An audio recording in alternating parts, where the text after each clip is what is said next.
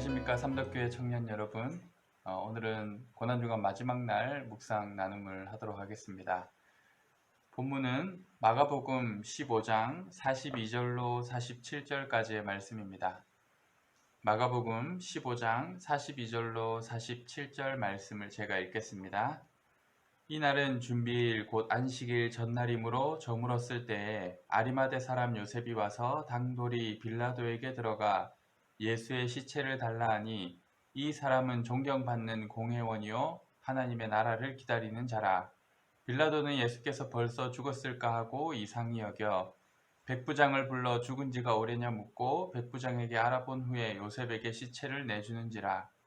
요셉이 세마포를 사서 예수를 내려다가 그곳으로 싸서 바위 속에 판 무덤에 넣어두고 돌을 굴려 무덤 문에 놓음에 막달라 마리아와 요새의 어머니 마리아가 예수 둔 곳을 보더라. 아멘. 오늘 본문은 특별히 예수님이 죽으신 이후에 그 예수의 장례를 치러주는 아리마대 요셉의 이야기를 살펴보게 됩니다. 오늘 본문에서 특별히 놀랍게 여겨지는 부분들을 한 세 가지 정도로 우리가 살펴볼 수 있는데요. 먼저는 예수님의 죽음이 참 처량하고 초라했다라는 것을 생각해 보게 됩니다. 이제 장례식을 많이 다닐 수밖에 없는 목사이다 보니 장례식마다의 분위기를 매번 느끼게 되는데요. 어떤 장례식은 화환이 거의 입구부터 꽉 들어차서 그리고 찾아오는 손님들도 많고 그렇게 붐비는 장례식이 있는가 하면 또 어떤 장례식은 사람이 너무 오지 않아 적막한 그런 장례식장을 경험할 때도 있는데요. 어찌되었든 그렇게 적막한 장례식이라도 가족들 몇이라도 모여서 그 죽음을 기억하고 또 장례를 치르는 것이 있기 마련인데, 사실 세상을 살아가시면서 자신이 베푼 은혜와 사랑으로 많은 사람들이 그를 사랑하고 따르고 또 존경하였던 예수님의 죽음은 너무나도 초라한 죽음의 현장이라는 것이죠. 그가 죄인으로 십자가에 매달려 죽었기에 아무도 그를 챙겨줄 수 없는 상황이 돼버린 거죠. 그 당시 문화로서는 죄인을 뭔가 안타까워하거나 동정을 베풀거나 죄인에 대해서 그런 것들을 하는 것 자체가 그 죄인과 연루되어 있다라고 생각하기에 오히려 죄인을 향하여서 모욕을 하고 저주를 하고 함으로써 나는 이 사람과 전혀 상관이 없다라는 것을 인정하는 게 더 중요하던 사회였기에 예수님이 죽으신 이후에 그는 그렇게 십자가에, 다른 죄수들은 아마 3일 가까이 십자가에 매달려 있다가 죽기도 하고요.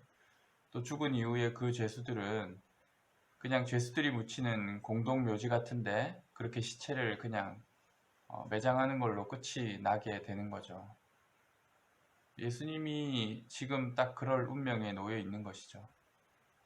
누구도 신경 쓰지 않을 죄수의 죽음 앞에서 그 죄수의 시체를 처리하는 것은 그저 귀찮은 일을 하나 처리하는 것 정도밖에 되지 않는 일이죠. 예수님은 태어나실 때에도 마땅한 숙소를 가지지 못한 채 말구유에 태어나실 수밖에 없었던 정말 그렇게 작고 낮은 곳에서 이 땅에 태어나셨는데 그의 죽음까지도 이렇게 초라하고 비참할 수가 없죠. 예수님의 태어나심과 죽음, 그것이 결국 어찌 그리 똑같은지 누구도 돌보지 않는, 그의 시신을 누구도 수습하려 하지 않는 상황에 처해 있었다라는 것이죠. 그리고 하필 그날이 준비일, 안식일 전날이었다라는 거예요. 우리가 다 알지만 유대인들은 안식일이 굉장히 중요하죠. 안식일이 이제 그날 6시부터 시작되거든요. 그날 6시부터 시작되기 때문에 예수님이 3시쯤 이제 숨지셨다고 보면요. 오후 3시. 그러면 3시간 정도 남은 거예요. 그 시간 동안 안식일을 준비해야 돼요, 유대인들은. 안식일에 먹을 것들을 미리 사놔야 되고, 그 안식일을 보내기 위한 여러 과정들을 준비한 다음에 6시 이후로는 아무것도 할 수 없단 말이에요. 그래서 그 안식일을 준비하려고 바쁜 길을 떠나는 많은 유대인들 사이에서 십자가에 달린 그 예수님은, 그 시신은 그냥 그렇게 방치되어져 있을 수밖에 없는 거죠. 예수님의 이런 초라한 죽음도 놀라운 일이지만 오늘 두 번째로 놀라운 것은 그때 이 예수님을 가만히 둘 수 없었던 아리마대의 등장이 참 놀라운 일이라고 할 수 있어요. 오늘 마가도 특별히 이 아리마대의 출현에 대해서 특별한 표현을 쓰고 있죠. 그가 당돌히 빌라도에게 예수의 시신을 요구했다, 이렇게 말하고 있는데요. 그처럼 의외의 인물이 갑자기 나선 거예요. 이 요셉은 니고데모와 같이 사내들인 공의의 회원이었어요. 그래서 실제로 예수님을 십자가에 못 박은 사람들 중에 아주 주요한 인물들이 바로 그 사내들인 공의의 의원들이었는데, 그들 속에 있었지만 그가 이렇게 정말 당돌하게 예수님이 죄수로서 죽을 수밖에 없는 상황 중에서 그가 죽자마자 자신을 드러내면서 예수님의 시신을 모시고 장례를 치르려고 했다라는 것 자체가 굉장한 스캔들이었다라는 거예요. 그래서 마가는 이것을 소개하고 있는 거예요.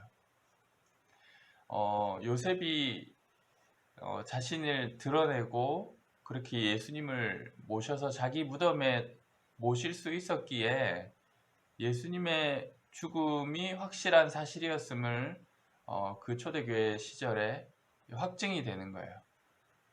예수님이 죽었다라는 것을 확인하고, 오늘 말씀을 보면 백부장을 통해서 그 죽음을 확인하죠. 그리고 요셉이 그 시신을 인계해서 자신의 무덤에 두었다라는 것.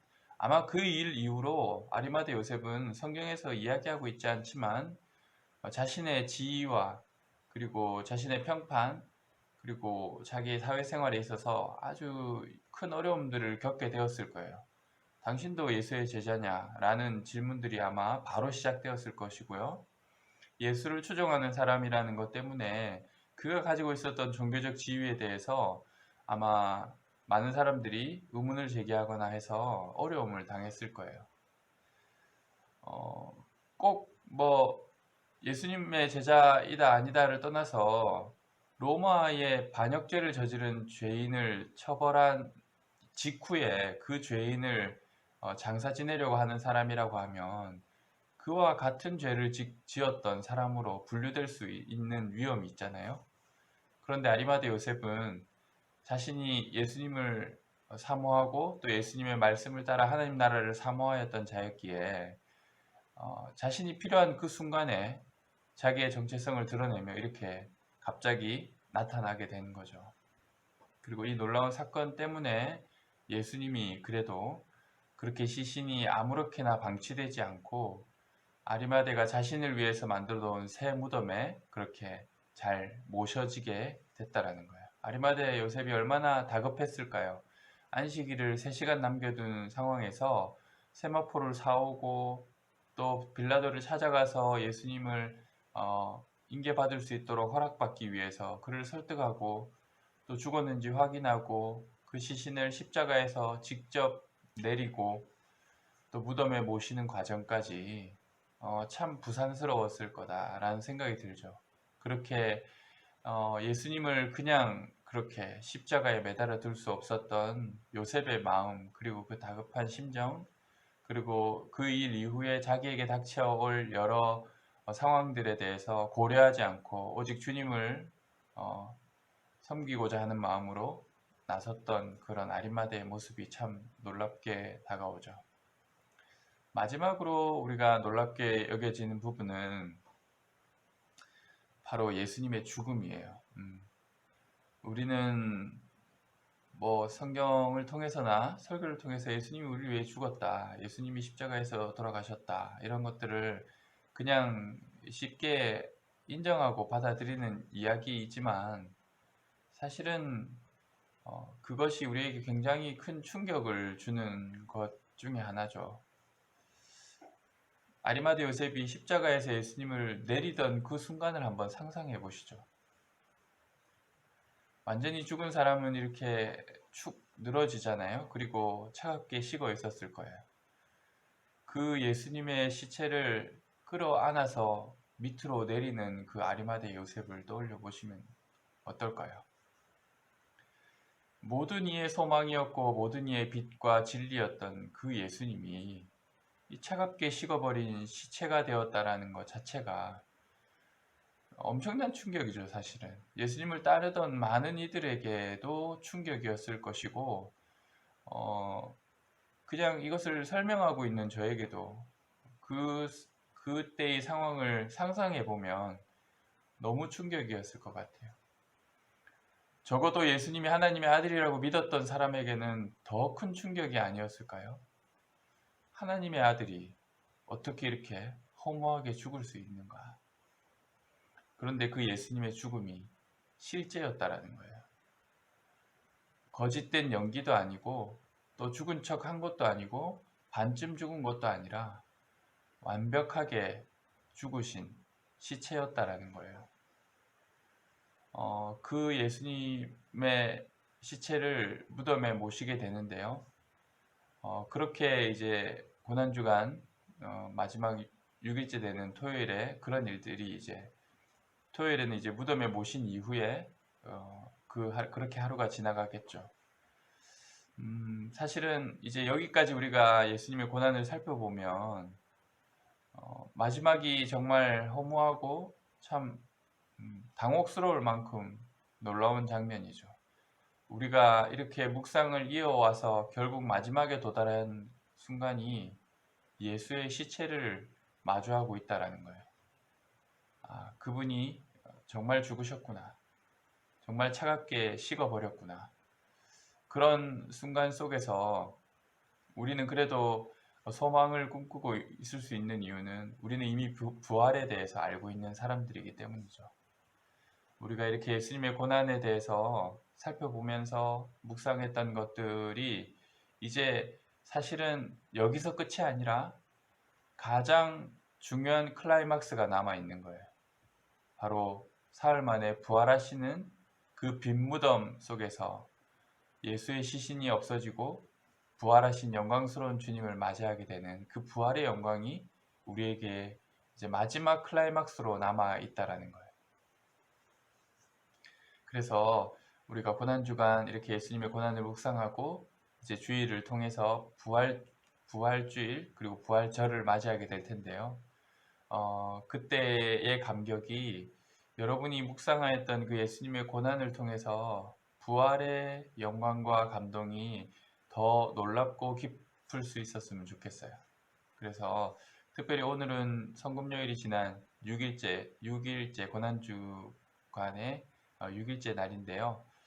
예수님이 십자가에 죽으시고 이제 무덤에 장사되신 날인데요. 이날 과연 어떤 일들이 있었을까요? 참 여러 가지 추측들이 되긴 하죠. 베드로는 자신의 편지에서 예수님이 지옥에까지 내려가셨다라는 그런 구절을 적어 놓기도 했는데요. 물론 어떤 일들이 일어나는지 우리는 알 수 없어요. 그냥 아무 일도 일어나지 않은 조용한 그런 날일지도 모르죠. 근데 오늘 이 날을 보내면서 우리는 한 가지 모두가 소망하는 것들을 함께 바라보겠죠. 바로 예수님이 다시 살아나실 것을 말이죠. 오늘 우리가 말씀을 살펴보면서 마지막 순간에 우리가 예수님의 시신을 마주하며 두렵고 놀라고 당황하였던 그 마음들, 그 슬픔들이 있을 텐데 이제 부활절을 향하여서 우리의 믿음을 또 소망 가운데 세워갈 수 있는 그런 우리들이 되었으면 좋겠습니다.